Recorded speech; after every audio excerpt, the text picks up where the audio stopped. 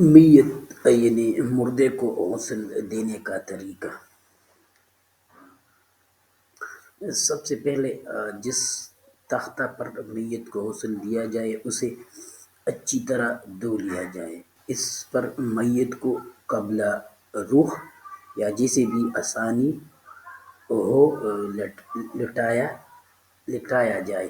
اس کے بعد میت کے بدن کے کپڑے اتار دیے جائیں اور میت کے سطر پر یعنی عورت پر کوئی موٹا کپڑا ڈال دیا جائے تاکہ میت کا جسم بھیگنے کے بعد سطر نظر نہ آئے۔ پھر بائیں ہاتھ سے میت کو استنجا کرائیں، اس کے بعد وضو کرائیں، لیکن وضو میں ناک اور منہ میں پانی نہ ڈالا جائے بلکہ کوئی کپڑا یا روئی وغیرہ گیلی کر کے ہونٹوں، دانتوں اور مسوڑوں پر پھیر دے اور ناک بھی اچھی طرح صاف کر دے۔ اس کے بعد ناک، منہ اور کانوں کے سوراخوں میں روئی رکھ دے تاکہ غسل کراتے ہوئے پانی اندر نہ جائے۔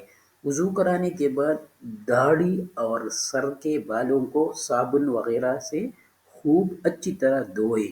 پھر میت کو بائیں پہلو پر لٹا کر دائیں پہلو پر صابن استعمال کر کے خوب اچھی طرح 3 مرتبہ پانی بہا دے۔